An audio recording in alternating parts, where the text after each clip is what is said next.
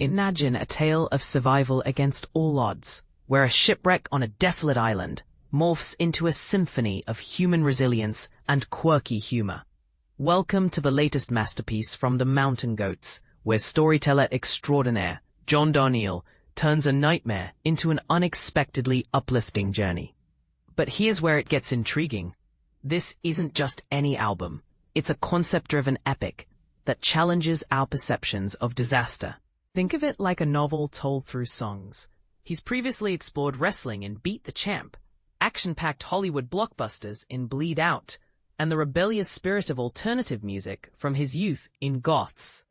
Now, with this 23rd release, Darnielle tackles a gripping narrative of a tiny ship's crew marooned on a barren island, facing dwindling supplies and haunting doomsday prophecies, all under the watchful eye of their leader, Captain Peter Balkan.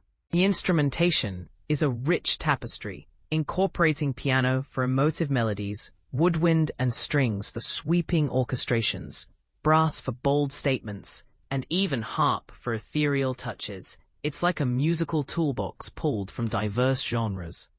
We hear echoes of electronic beats, symphonic ballads that soar like classical pieces, progressive rock's adventurous twists, and power pop's catchy hooks.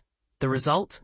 A soundtrack that feels like the score to a fictional Broadway show, complete with a narrative flow that draws you in. And this is the part most people miss. The involvement of Lin-Manuel Miranda on backing vocals adds a layer of theatrical polish, reminiscent of how guest stars elevate hit musicals like Hamilton by bringing extra charisma and energy. The story unfolds through songs that chart the crew's voyage from optimism to crisis.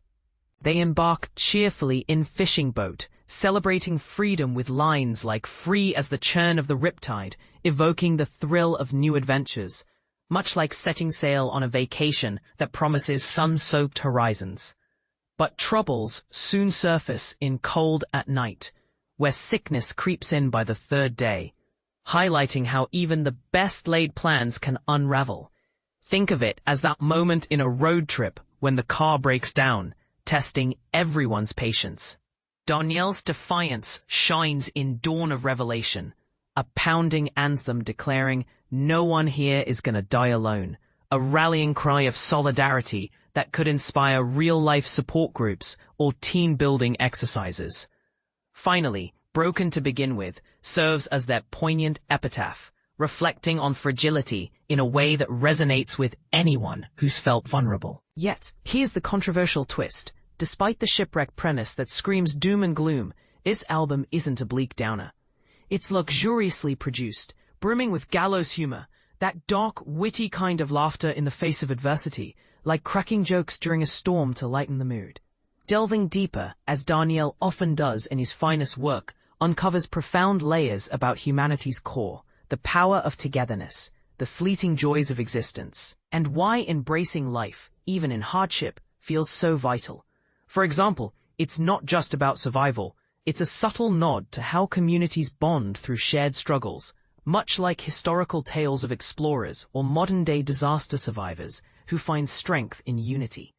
Do you agree that spinning a shipwreck into something hopeful and humorous is a bold artistic choice, or does it risk trivializing real tragedies? Is Darnielle's genre-mashing style a genius fusion or a confusing mess? Share your thoughts in the comments.